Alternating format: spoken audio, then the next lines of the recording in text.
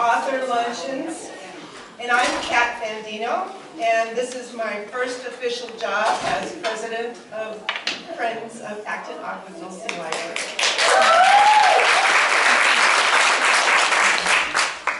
You know, the election was this past Tuesday, and it was a really difficult and dirty election. And I just want to clear the air about a few things. I did not grope those men or make disparaging sexual remarks. They are clearly paid by my enemies to make false accusations, and they are desperate for their 15 minutes of fame. And I mean really. Did you see them?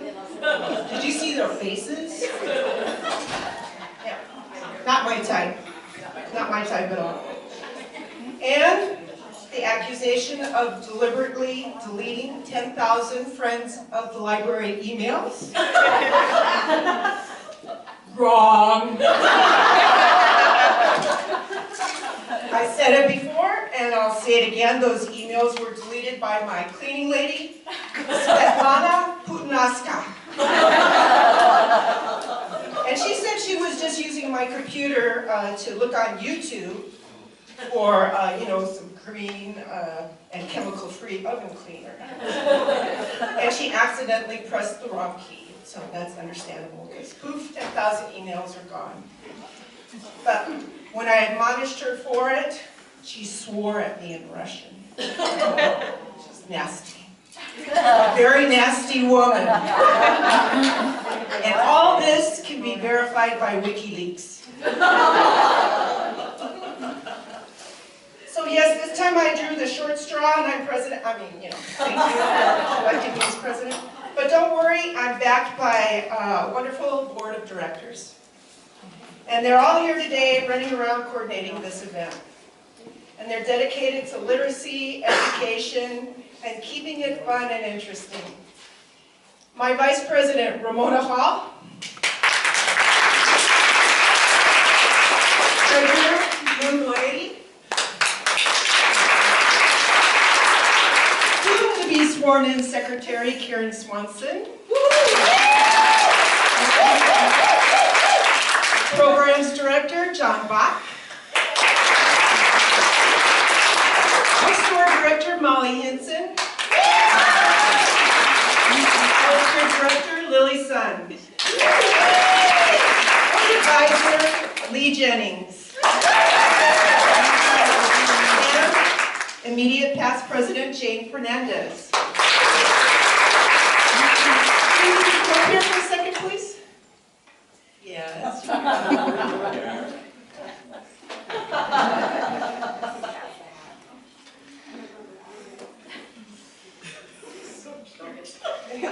She is cute, isn't she? Yes. And she gave so much these past 3 years. She's gone through a lot of family problems, and her horses have stepped on her and bucked her up and hit her and kicked her. But through all that, I'm still a friendly friend.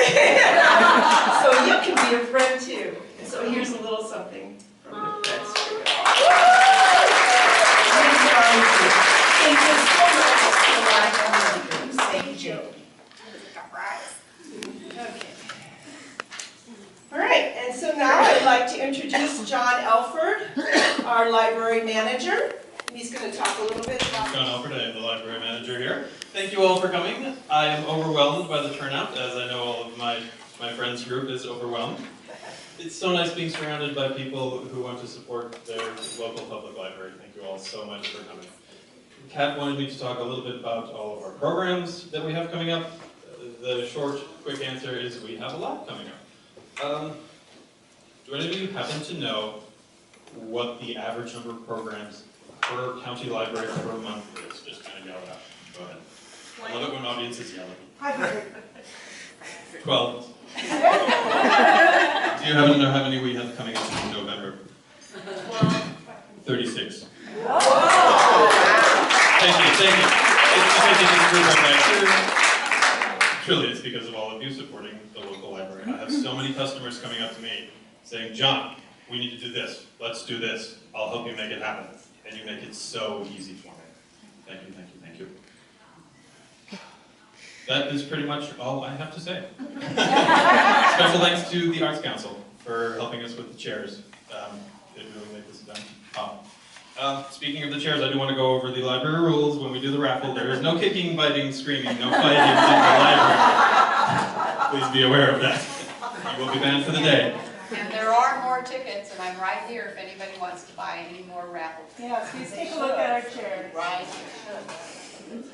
Anyway, thank you all for coming. The artist went berserk. They could do whatever they wanted to do with no restrictions as long as it was a chair or something to sit on. So we have like 5 of our artists here today. So I'd like to thank them. Pat Gerton is over here. Pat, wave hello. Pat is the spiritual state art chair over here. Let's see, who else is here? There's several here. In the back, yes. There's Joyce Betts in the back. She did the music chair.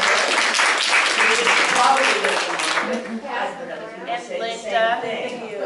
And Linda Hughes there. She did the chill out chairs. Monica Darga, she did the lovely pond with the toast. And there's my cat. Cat. Cat Fandino did the little Goodnight Moon chair and the little cat man chair. So, and who, did I forget anybody that's out there? Karen. Oh, thank you, Karen. Karen did the pretty blue chair back there with the flowers, just gorgeous. So thank you all for being here. Artists, thank you. We appreciate you so much. And they just gave up, they just said sure and went to town and did it. So thanks very much to them and thanks to them. Such fun. Everybody knows Linda. His name was a teacher.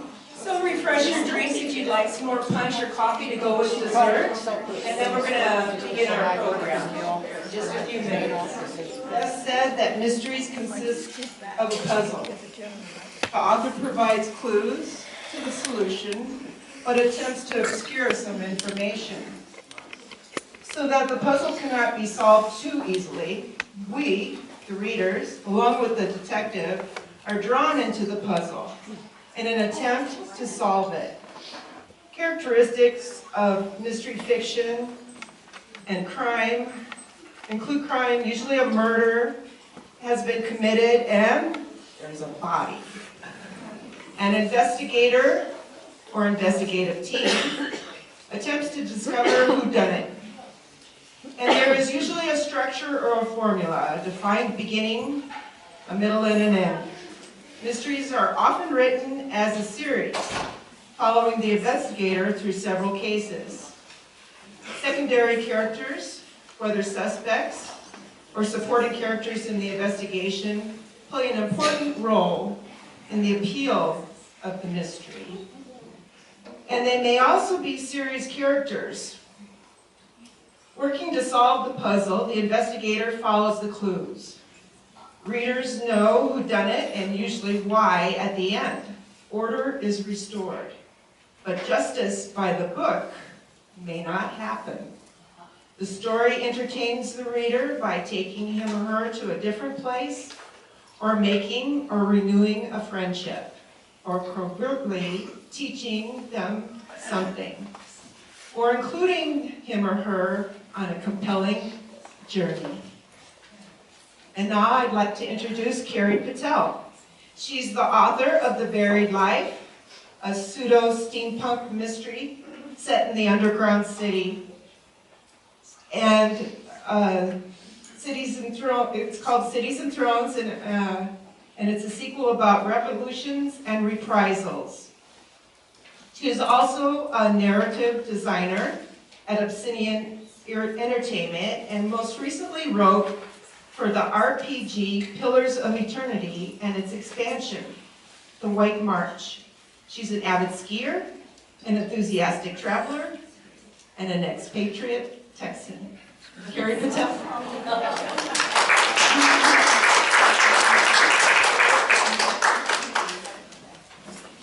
Hi everyone. Thank you all so much for coming out today, and thank you so much to the Friends of the Library for inviting me to be here to speak to you.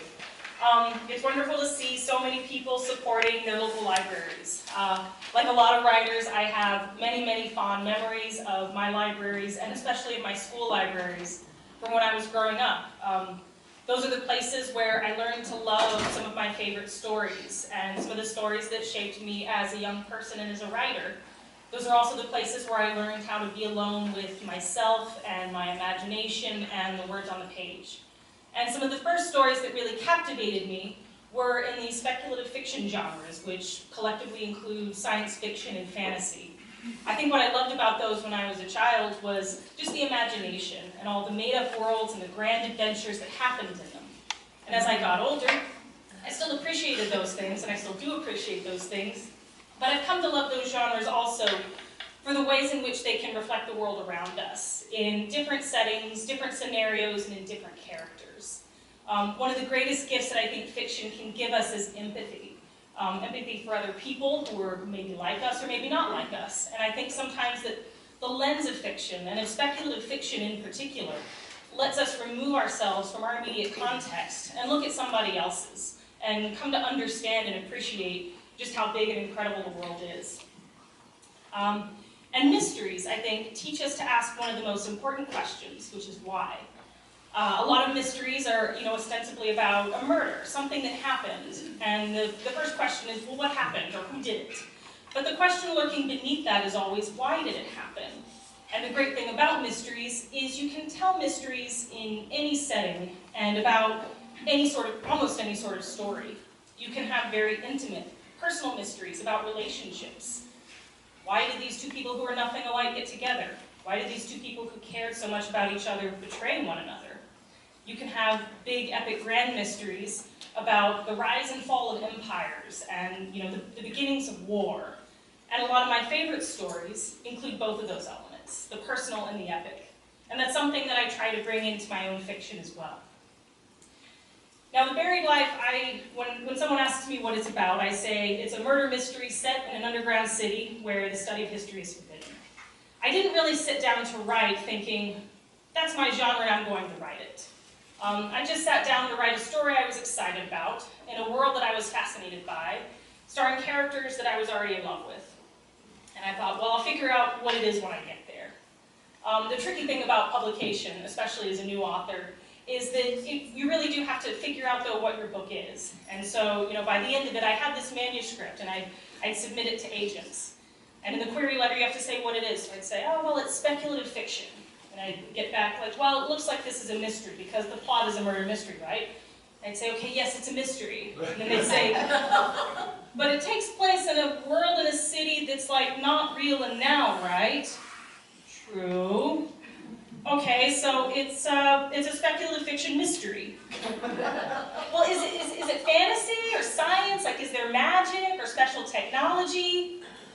Well, there's sort of Victorian manners and lots of gaslight, so it's steampunk. But there aren't airships or monocles. And so I was very fortunate to end up with Angry Robot, which is a British-based publisher that specializes in what they call SF, F, and WTF. And a lot of books that they publish fall very much in that spectrum of things that aren't necessarily one genre or the other, but play in this very, very exciting, wonderful space of a little bit of this and a little bit of that. And now to tell you a bit about how I wrote The Buried Life. So one of the other things I love is travel. And when I was 20 and in college, I had the good fortune to go to Argentina for 1 month in the summer to study Spanish. So I spent about a month in the city of Buenos Aires, which is a wonderful place, and I highly recommend if you ever have the chance to go. And one of the districts I really loved there is, there's a place called Recoleta, and there's a very famous cemetery there, which if you've ever been to New Orleans, it's kind of like that. There are lots of these above-ground mausoleums. They're much more tightly packed there, and just these little charming cobbled paths between them. And it's a lovely place just to walk and spend some time by yourself and just soak in the ambiance. And so I remember just walking around there one quiet afternoon thinking like, wow, this is so charming. It looks like a little city. What if people lived in these things? Well, I guess they'd have to live underground because they're still kind of small. And you know, what about my business? And then towards the end of my trip, I was on a 20-hour bus ride back from Bariloche on the west end of the country, back to Buenos Aires. And for some reason, I didn't really have much to do on that bus ride besides enjoy the scenery and listen to my music and sit and think. And now with my phone and all of the reading devices I have, that is almost unthinkable. But it was one of the best things that could have happened to me as a budding writer. Because in that time, I just let my mind roam and explore and be free and not seek out the distractions that are so easy to pick up now when I'm in my comfort zone. I thought, like, oh, yeah, I mean, what if this was a place? What if this was a place? You know, how would it work? And what kind of characters would live there? And what sort of trouble would they get in together? What would a story built around them look like in a story with this atmosphere? And so by the time I got back home, I thought, well, sit down and write an outline. Let's see what happens. And about a month later, I had an outline. I thought, like, oh, okay. What happens if I write a chapter? So I wrote a chapter. I thought, oh, all right. So I kind of kept going. I thought, I don't really know where this is going, but let's find out. And after I was a few chapters in, I reached out to one of my friends who was also a young writer. And I said, hey, I'm writing this thing. Do you think you'd be up for reading it and giving me some feedback? And he said, sure. So I'd send my chapters to him as I finished them, and he'd send them back to me with comments and feedback, you know, advice, things he liked, things he wasn't so sure about. But the most helpful thing he told me was send more. And as a new writer, having an audience is the most important thing. The distance between, you know, page 1 and page 300 or 400, or however many it is, seems very daunting when you're starting out. But knowing that there's an audience on the other end, a readership that's maybe, hopefully, going to love what you're writing, just as much as you've loved some of the books that have touched and shaped you, that makes it all worthwhile, and that's what keeps you going. And that's what's kept me going through what's going to be book 3, hopefully next summer. So I kept writing, and I kept sending my chapters, and after about a year, I had a draft. And I think in the back of my mind, I knew that it was not a workable draft, but I tried anyway. I thought, I'll send it out to some agents, see what happens, and what happens is I got some rejections back. So I thought, yeah, there's some work to be done, but I don't really know how to do this work yet. Like, I can see that I don't know how to write dialogue very well. I can see that I'm overwriting a little bit, but I don't know how to fix this yet. So I put it aside. And on and off for the next few years, I'd pick it up and I'd come back to it and I'd say, oh, I can fix this. And I'd fix some problems, and then I'd notice some new ones. I'd say, well, not quite sure how to do this. So I'd put it away for another year, read the books I loved very attentively, notice, oh, so that's how they write that voice. Like, oh, that's how they do those transitions. Oh, this is what I'm excited about in this book. Then I'd come back to my manuscript again with fresh eyes, fresh insight, and revise it some more. Did that for a few years, and then in the summer of 2013, WorldCon, which is the World Science Fiction and Fantasy Convention, was in San Antonio, Texas, which just so happens to be close to Houston, Texas, where I was living at the time. So I was just trying to get into the convention scene. I was just starting to try to take my writing a bit more seriously.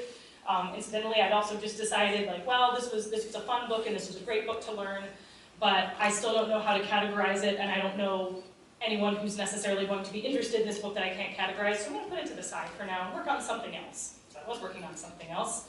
But I went to WorldCon, and while I was there, I saw a panel on, I think, small and mid-sized publishing. And Mike Underwood, who is Angry Robot's North American sales representative, and also an author as well, he was there giving a presentation. And so I was wandering around later in the dealer's room with my husband, who's a wonderful, wonderful person and a champion, as you'll hear. And my husband saw him at the Angry Robot booth, and he said, you should go talk to that guy. He seems really approachable. And I was like, no, come on. They get this all the time. Like, this guy does not want to hear me come up and pitch my unpublished novel. I shouldn't do that. He's like, no, you really should. I think this will go well. He seems approachable. Go talk to him. Like, oh, okay. So went over and talked to him, and sure enough, the hi, how are you? Nice to meet you. I saw your panel turned into, do you write? And I told him about my book. And he said, well, that sounds like something you might be interested in. Why don't you come back later? You know, our editor, Lee, just stepped away. Why don't you come back later when he's back and you can pitch to him? Which is both the most wonderful and the most terrifying thing a writer can hear. Why don't you pitch to our editor? So I thought, okay, I guess I got to do this. So this was, I think, on Sunday when I ran into him. And so I kind of came and went throughout the day, kept trying to run into Lee. But he was always out at a meeting, out at lunch, one thing or another. And finally, Sunday afternoon, and we've got the car packed up and we're ready to drive back, and I tell my husband here, and I'm gonna try this one more time, maybe Lee will be there. Sure enough, I go back to the booth and Lee's there. And that very terrifying conversation with this very nice, kind British gentleman goes very painlessly from the nice to meet you, hi, how are you, to tell me about your book. So I told him about it, and he said, well, that sounds interesting, send us 5 chapters. So I got home and sent him 5 chapters, and a few months after that, he said, can you send the whole thing? So I sent the whole thing. And a few months after that, he said, so, read it, looks great, I just have a question. Are you planning on writing a sequel? And I knew the correct answer to that question is yes, of course. So I said, yes, of course. And he said, oh, well, that's great, then go ahead and send us the outline as soon as you can, please. So then I wrote an outline as quickly as I could and sent it to him. And then a few days later, I got that wonderful email where he said, I read it at our acquisitions meeting, everyone loves it, and we want to buy your books. And then I have to go get an agent.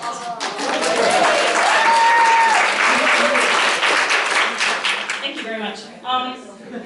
So it's been a wonderful and exciting journey. As I said, I'm just finishing up my own revisions on the 3rd manuscript, which I will send to Angry Robot on November 1st, and then hopefully that will be out this next summer.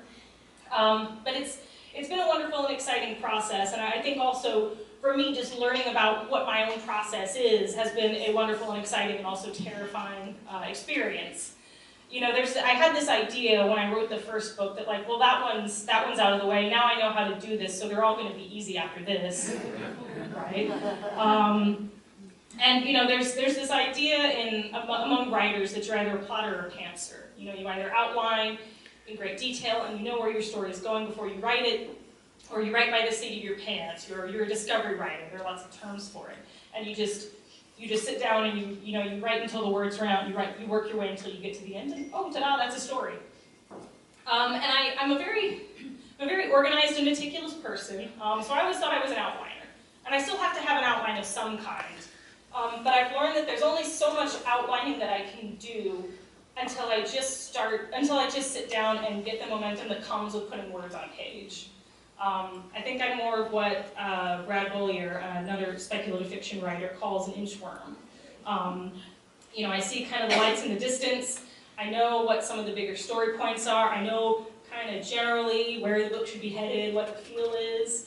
But it's hard for me to plan too far in advance until I get there. And so, I'll outline and I'll have probably a pretty good outline for maybe like the first third, kind of an idea of what happens in the middle, and then I guess it should probably end up something like this, but I don't know how it's going to get there.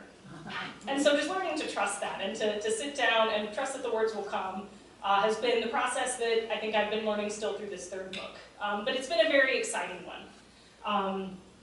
And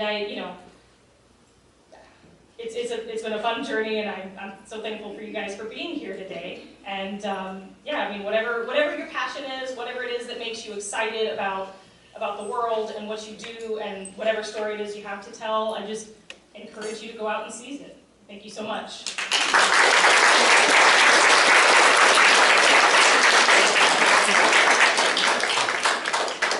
Thank you, Carrie. For our next stop, Jerry Westerson was bred and born in Los Angeles, inhaling smog and enduring earthquakes. She's been writing fiction for some time. She was a freelance reporter, published award-winning short stories and medieval mysteries with an enigmatic flawed, sexy, and very different protagonist, an ex-knight turned private eye. Jerry says he's a medieval Sam Spade. She is also writing a new contemporary paranormal series called Book of the Hidden, and a steampunk series, The Conjurer Chronicles. Jerry Westerson.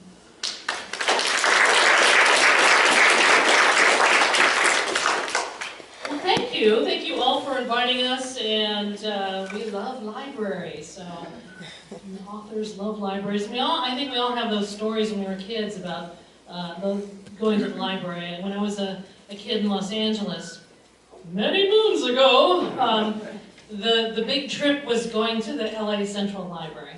So that, you know, with all the WPA murals and all that stuff, and I loved playing with the little card catalog thing. It's a thing of the past now. Thank goodness, I guess. So my story is exactly like Carrie's, so we don't have to spend any time. Actually, it isn't anything like Carrie's. Let me begin at the beginning. A lot of people, when they talk to authors, they want to know where, were they always writing? Did they always want to be an author? I never thought being an author would be a viable way to make a living. I was right, as it turned out.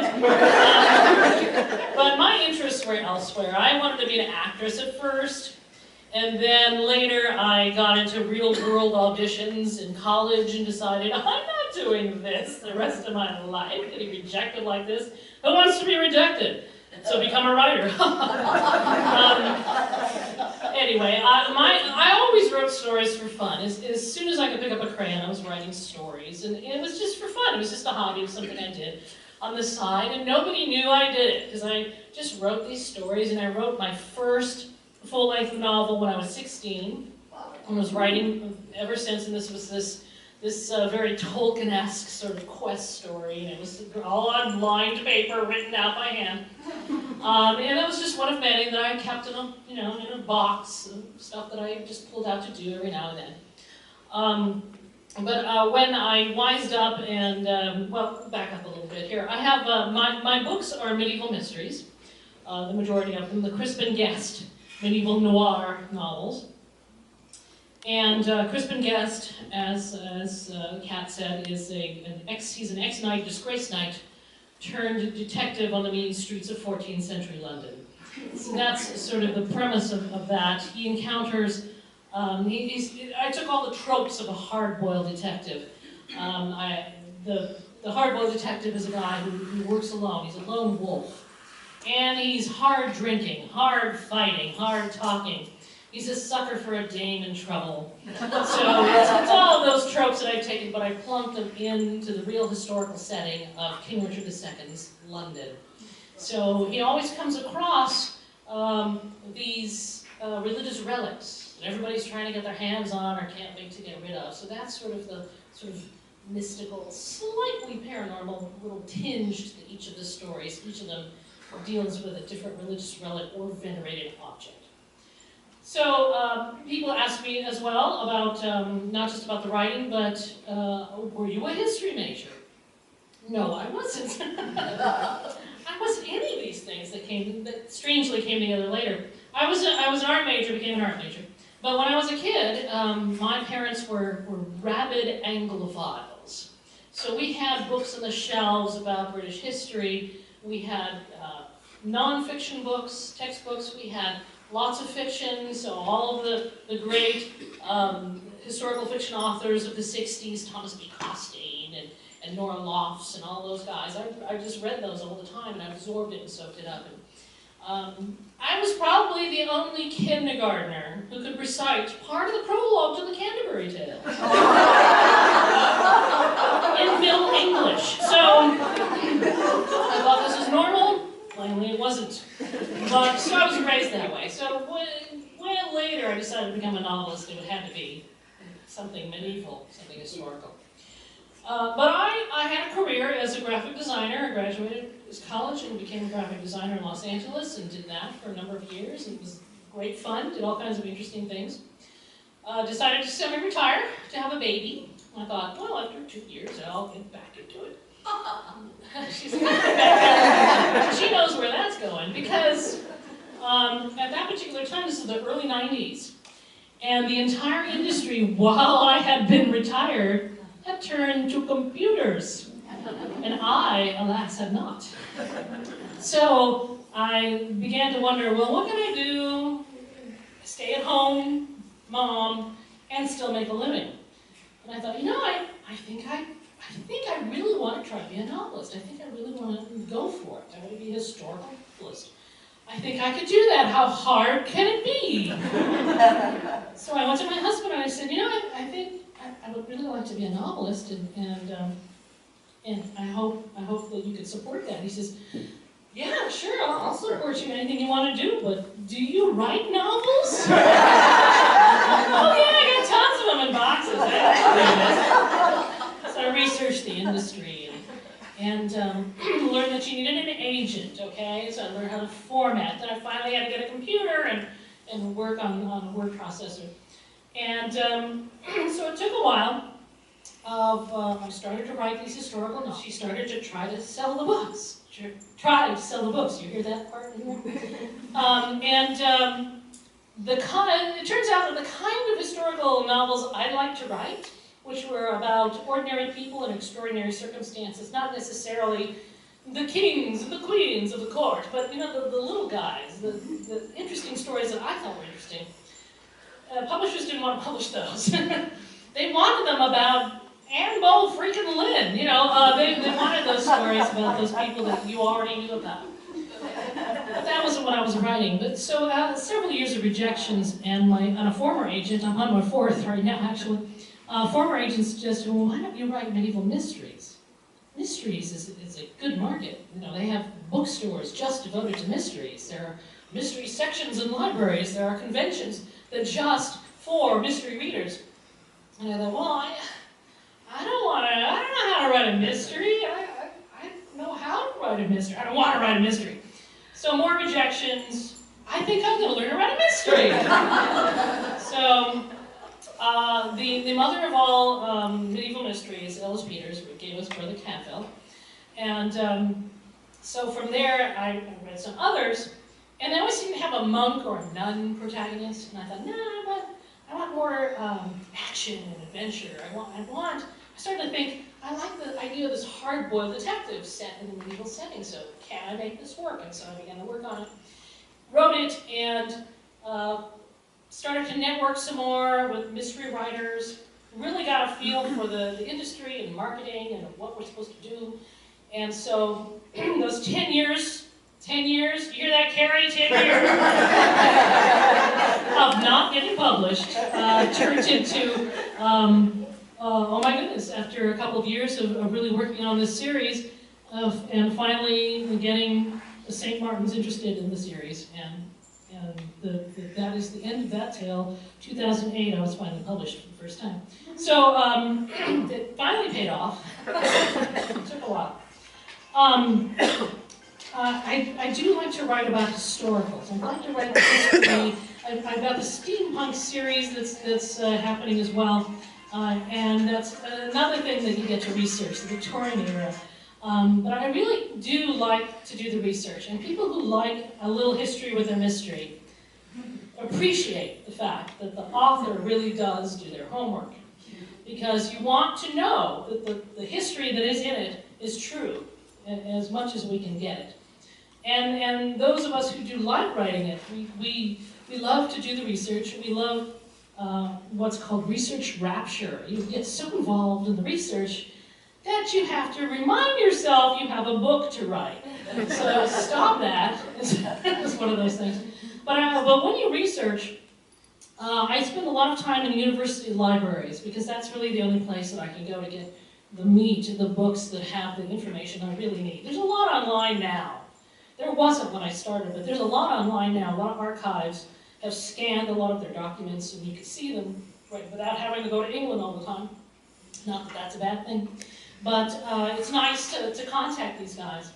But you know, you still know that they're lonely because I contact some of these archives, these very obscure archives that have the one thing that I need, and you could just tell that, you know, they're sitting there in these dusty little rooms and they hear the email ding on the computer. Oh, Bertie, look! I got an email!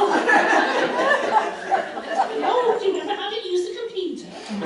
So, they're very friendly, they're very generous. They've done lots of Xeroxing and scanning and sent them to me. So that's been wonderful. But university libraries is where I usually end up. And when you do research, I always tell people that when you are researching for anything, always remember to look at the footnotes, because the footnotes always have something interesting. I remember looking one time, I wanted to see what, I came to the footnotes and it was telling me the accidental deaths in London. What people died of in London in the Middle Ages, accidentally.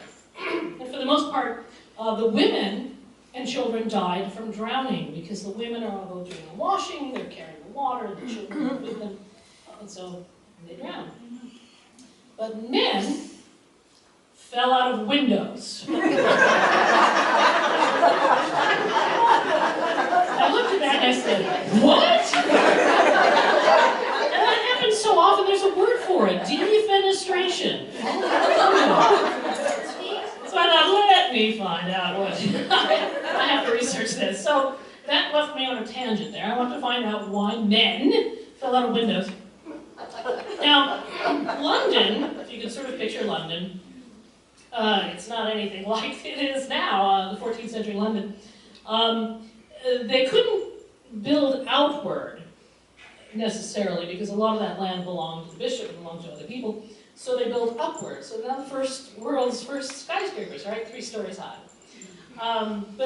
So that sort of left canyons going through London, very dark. I thought that would be good for noir. But anyway, so they built up higher, and they didn't necessarily build stairwells to the top 3rd floor. So you have somebody living in a top floor, and there's this rickety ladder to get up to it. So a man maybe drinks a bit the night before, he goes to bed, and he wakes up trying to accede to a call of nature. And he doesn't want to go down that rickety ladder to the pyramid.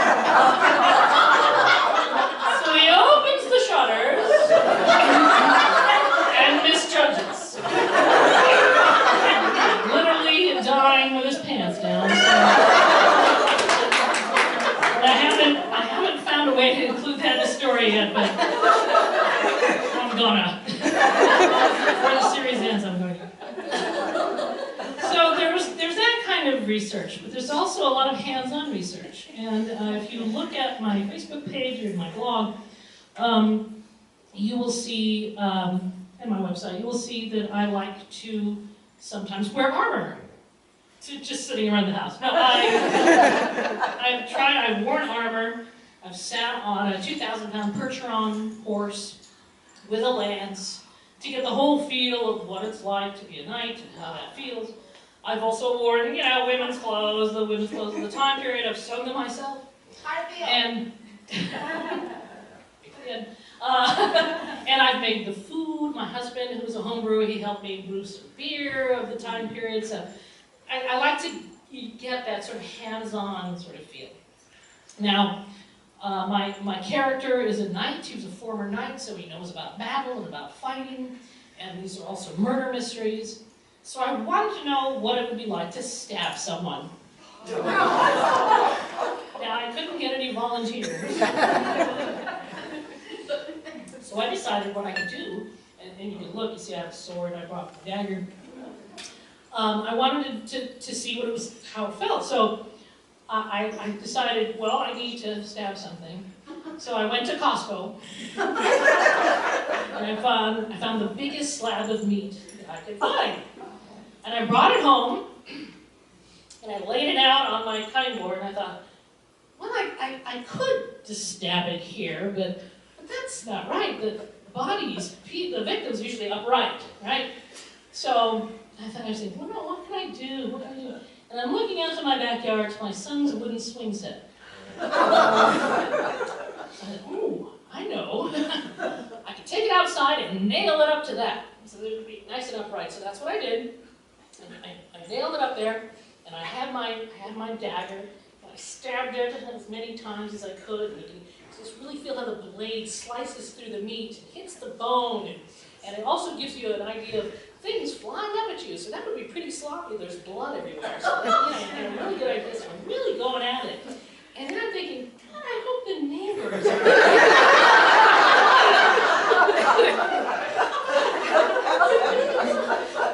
And as it is, they always have their curtains closed. Backyard, it's just how it is out there. And so there I was stabbing at it, and I had my sword, and I'm just giving it a good whack. I thought, well, that's a good day's work. What am I going to do with this body? So we ate it. Nice and tenderized. So these are just some of the things that you go through when you are doing historical novels. I think that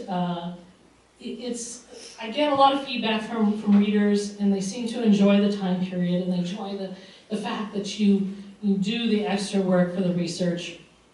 And it's funny because they are very anxious to tell you when you get something wrong. But for the most part, I'm right and they're not, because I actually researched that a little bit. And they just sort of know it, as everyone does know it. But do read novels. They seem, I think authors take more time with getting the facts correct. However, of course, the best way is to read textbooks, books of nonfiction to get your history. I always tell people there are 3 places where you really shouldn't get your history. One is a novel, because yes, there are some fictional elements in it. 2 is a movie, Braveheart. and 3 is the History Channel, because just give up on that, unless you really want to know where aliens come from. So we're happy to answer questions. I know Carrie and I are both happy to answer questions about any of the writing or anything in the industry. Is this the time? This is the time. Okay. Did you want to come up here and we'll just field it? So if anybody has any questions, we'd be happy to answer them about writing, about us. I have one. Go ahead. No. They can find it out. I can. Okay, so, do either of you set aside time during the day that you think, okay, I'm going to write for 2 hours a day, every day for so many days, or do you just on a whim write? So I have a full-time day job, so I have to set that time aside. Fortunately, I am a morning person, which is unlike most writers I know, and unlike anyone else in the game industry that I know. So usually I wake up around 5 or 5:30, get ready. I'm slow for some reason, even though I don't do all that much. And then I sit down for an hour and a half to 2 hours to write, go to work. I usually I bring my laptop to work. I'll take my lunch break outside because the weather is very nice here, unlike in Houston.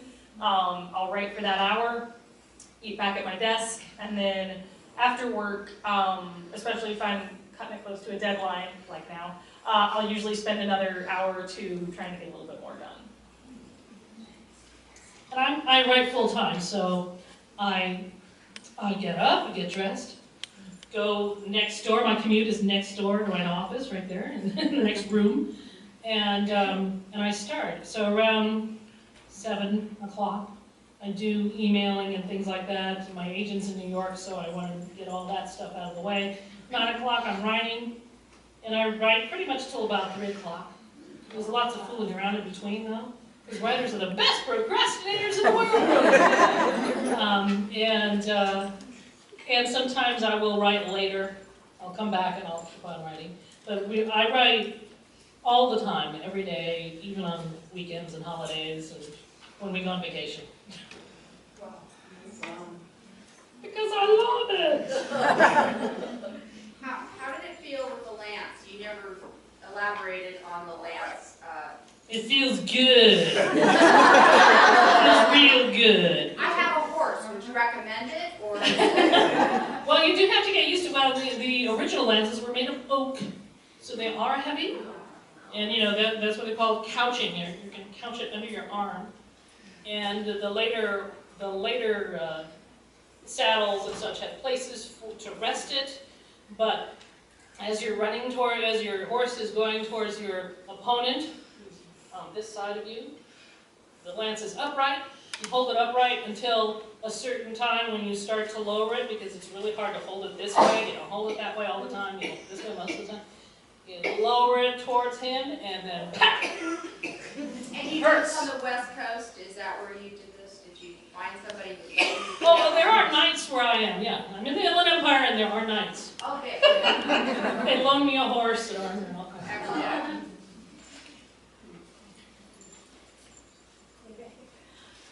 Do either of you ever have writer's block? And if you do, is there something you do or exercises you do to help you get over that? I do. I think sometimes, so it's tricky. I think this is where I go back and forth between outlining and just writing. I think sometimes I'll hit a point in the story where I'm like, I haven't really thought much about what happens next. That's usually a good time for me to kind of step back. I love bullet points and lists and questions and answers, and I'll look at, you know, where am I going? What do I have? Like, what are the different pieces and how could those fit together? What are the blanks I'm trying to fill in? Just brainstorm. What are all the possible things this could be? What are all the possible things this could, you know, that could happen right here? And play with that for a while. But there comes a point when I don't really have anything else to say, and I'm writing the same list I've written 3 times already, and then I know it's just time to sit down and write, and that, you know, the first half hour, 2 hours are going to be very frustrating. But sometimes it's just by kind of powering through the words and saying, you know what, these first few 100 words are probably going to be garbage, I'm probably going to throw them away, but they're going to get me back into the story, and that's the purpose they serve. Yeah, I can't afford to have writer's block because I have 3 series I'm writing, and I'm going to be 4, not for a year, but I gotta alternate 2 at least. So I can't afford it, but also being a woman of a certain age, I can't always remember what I wanted to write, so I like to outline, and they are very sparse outlines. They're not detailed at all. They're just like a paragraph of what needs to happen in each chapter, but sometimes I find that I'm doing a lot more writing with the seat of my pants, just to get past some of these things, but I like to have it written down. Each book has its own little spiral-bound notebook that I use for writing research and notes and bits of dialogue and scenes that come to me, you know, in the shower. And that's also the place that I use to write myself, you know, what needs to happen next, or, you know, I'm arguing and brainstorming in this, you know, that's stupid, I think you should go this way. Like, well, that's not working at all. So, I mean, it helps to just get that out. So, yeah, writer's block is bad, but you know, there's things that help, like social media, after all. That's part of the procrastination. I think that helps get these things out of your head, too, so you can get past the blockage. Somebody here? Yes? Carrie, you write a story before they make the video game. Is that the way video games are done? So it sort of depends. The video game industry hires writers in a lot of different ways. So the studio that I work at, Obsidian Entertainment, is very much focused around stories and RPGs, which tend to be very story and dialogue heavy. So writers and narrative designers like myself will usually be part of the team from the beginning, helping to design the world and the story and, you know, the aesthetics and just all of these details that are going to go into the experience. But there are a lot of games, especially games that, you know, are a bit more linear, where there will be, you know, the design team will, you know, maybe even go through building the areas and, you know, have everything but a script for the cutscenes. And they will hire a writer later on to just come in and say, like, okay, we've got these levels, you know, you start in the caves and then you go to the city and then there's a shootout over there and then, you know, now come up with a script that strings those things together. And so that's the job that some writers have. It's, you know, the position of, I think, writing for games is still relatively new, so there's a lot of variability, but it's certainly exciting to see where this is going. So, white shirt. I wanted to ask, with your devoting so much time to your writing and whatnot, do you feel that your family time time suffers at all, or do you purposely have to set aside family time? I mean, I would certainly enjoy more leisure time. So my husband and I just have a dog, and I don't think the dog understands usually why I'm spending more time at my computer than throwing the ball. But, you know, it's, my husband's been an entrepreneur, he's a lawyer, you know, he knows what it's like to work long and demanding hours, and so he's been extremely understanding and extremely supportive. You know, we have a lot of common interests, and we just still, after 7.5 years, love spending time together. So I think it becomes easy for us to find enjoyment and to find time together, you know, in whatever form it takes. But it is a sacrifice, I think, is, you know, any kind of personal time, whether it's, you know, your exercise or cooking or your hobbies or anything else you like to do, you definitely have to kind of learn how to prioritize. And I definitely don't do everything I'd like to do. Yes, ma'am. I'm wondering how you choose your illustrators or book cover designs and things like that. You don't. The publisher picks that stuff. Oh, interesting. And sometimes authors get a say in that, and most of the time they don't. My first cover for the first book, Veil of Lies, that was published, it came out hardcover, and I don't think anybody was real happy. I was just pleased as punch because it was my first book, and, you know, great. But it had on the cover a key and a bit of veil and some blood. And I thought, it doesn't really say medieval noir to me, it barely says medieval to me, but whatever, okay.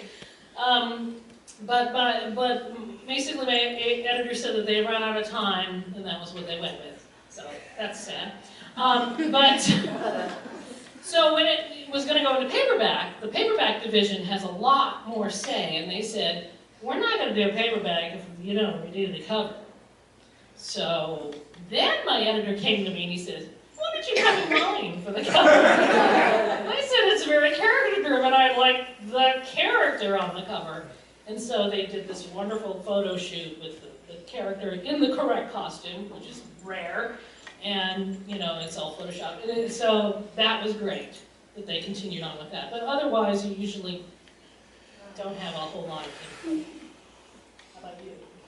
I remember when they were coming out with my first one, I got a little questionnaire getting robots since they're authors, and they, you know, just asked kind of, what would you like? What are some reference photos? What would you not like? Which as I understand it, is quite a lot in terms of, you know, the level of involvement the author gets to have. It doesn't bind them to anything, but it's nice of them to ask. So I think I was really more going for atmosphere than anything else. So I sent them a bunch of images, and I was like, well, not this, but like this, not that, but kind of like that, just something that feels like this. I wanted them to show the city rather than the characters. And so they have a wonderful artist that they work with pretty frequently named John Coulthard, who did who's done the covers for the first two and will be doing the cover for the third one. And it was exactly the thing I wanted that I didn't even know existed, so I was very happy with what they gave me.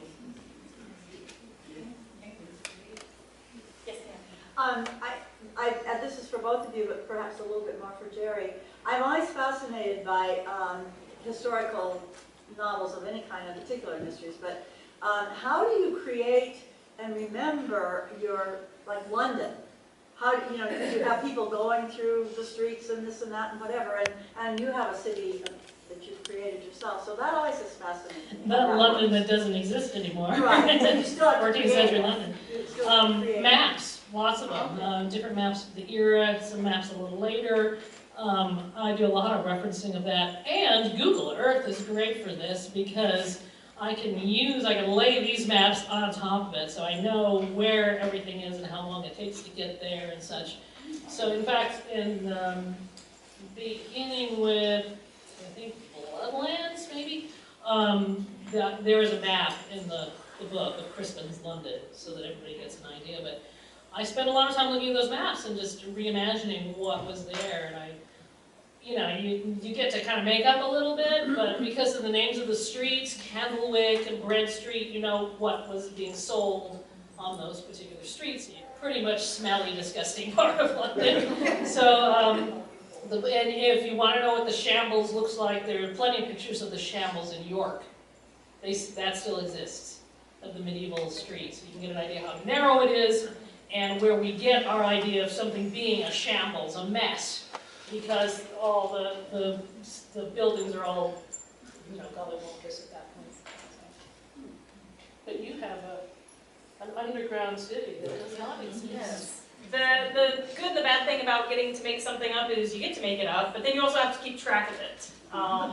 Which I guess is one reason that I switched from writing in Microsoft Word to writing in Scrivener, because it let me put a lot of my research and my reference and my notes in the same document, or in the same file, rather. It lets me move my scenes around very easily. I can look at my sidebar and see where my chapters are, and if I'm alternating my POVs in a satisfying manner, and I can, add comments and say, come back later and figure out this timeline thing. And same thing with world building details. It's easier for me to call those out, keep track of them, and even just sort of put things as simple as a mood board or kind of my flavor touchstones in that file. I think when I was building Recoleta, I guess going for atmosphere. I mean, I wanted it to be obviously believable, but also atmospheric. And I thought, well, what is it about this society that I want to convey with the way that they build and organize their city?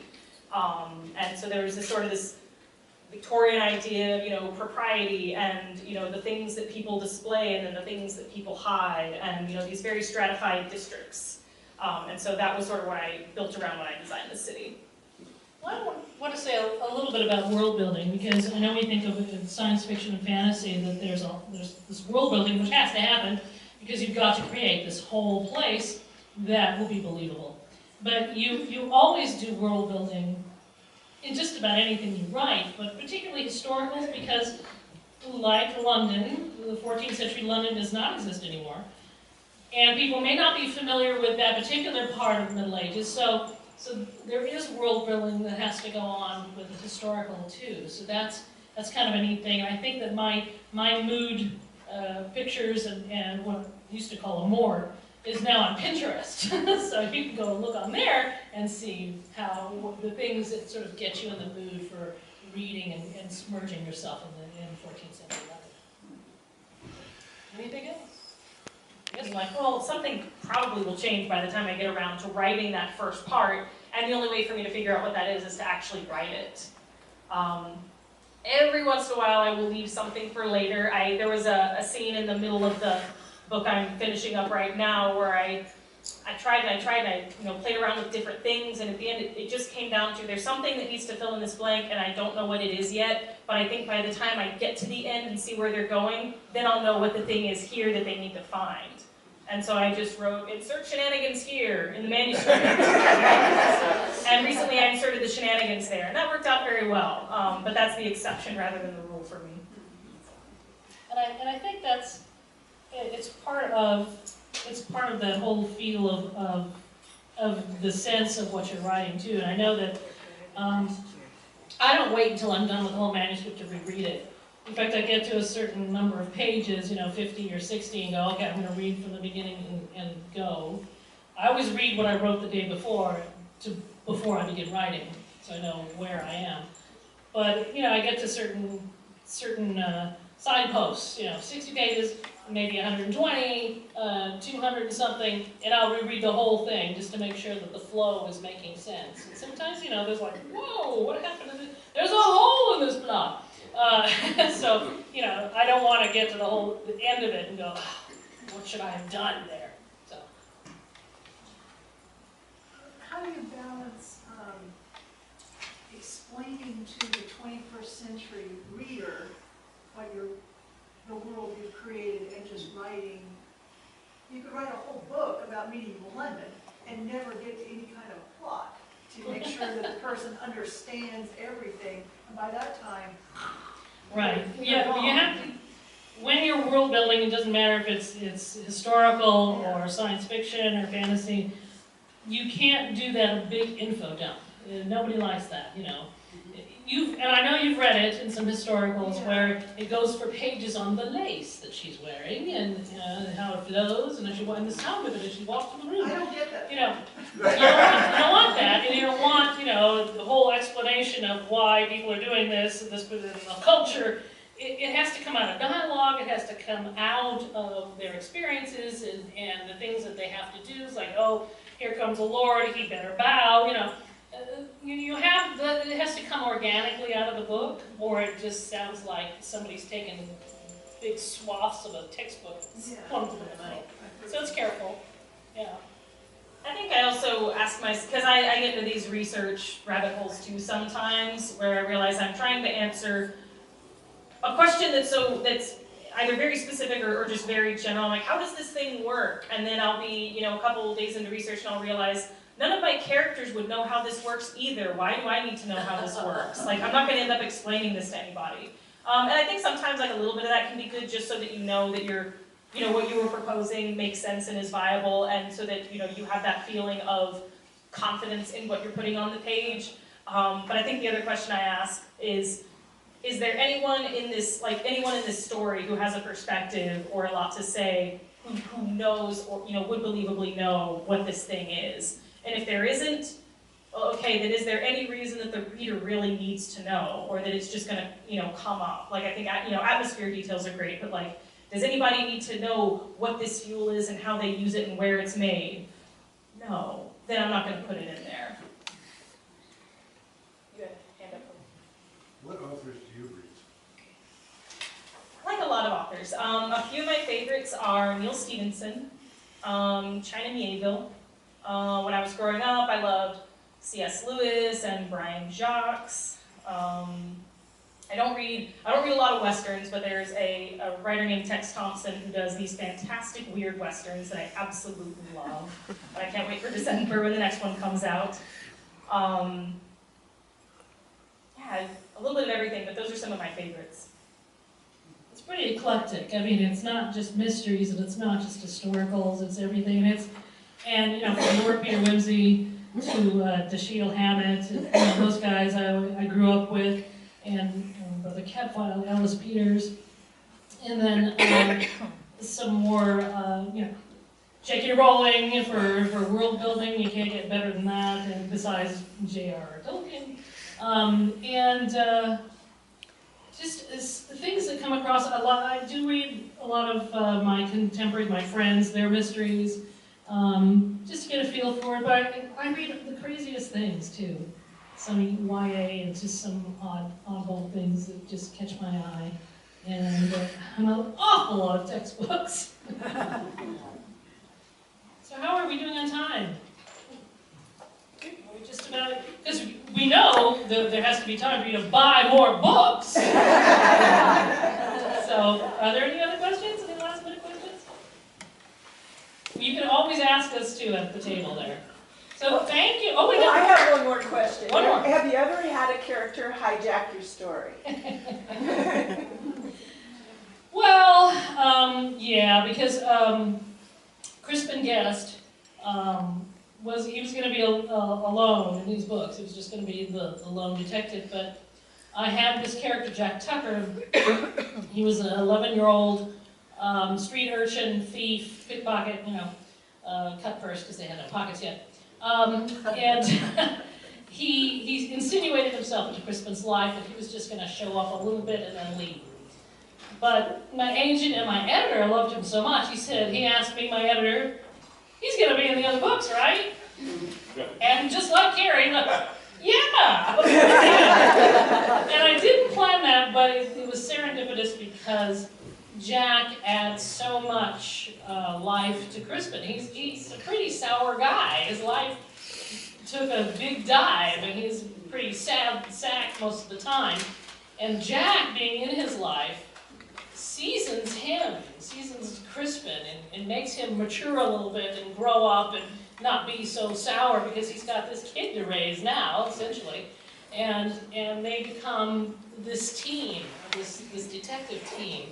And Jack, each successive book, Jack grows is another year. So Jack is growing up in the series, and it just became actually a really good thing to include in the books for all the humanity that we get to add. And also Jack is us. Jack is the reader, because Jack's the one saying, what are we doing now, Master Crispin? You know, so, what does that mean and all that? So it turned out to be a good thing. I did have a character who's made a benign intervention in some of my books. She starts out in the first book as sort of a representative of this particular element of the society, and she has just sort of one appearance with two of the main characters.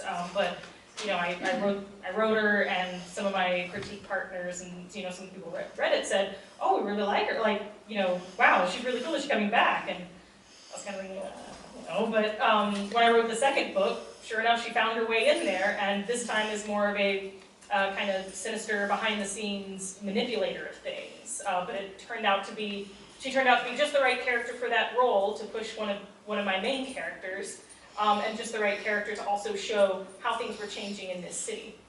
And now in the third book, this character is back again, and this time is sort of a frenemy with one of the other main characters. And what's been exciting about this secondary character, I guess, is just how she really does sort of represent the state of this city, the state of Recoleta, and the way she has changed, and the way she pushes on two of the main characters and sort of pushes them outside of their comfort zones and challenges them and sort of makes them question their own motives, I think has been really interesting, and she's turned out to be a really good character to force them into those situations. So it wasn't something I expected, but was a pleasant surprise. Okay.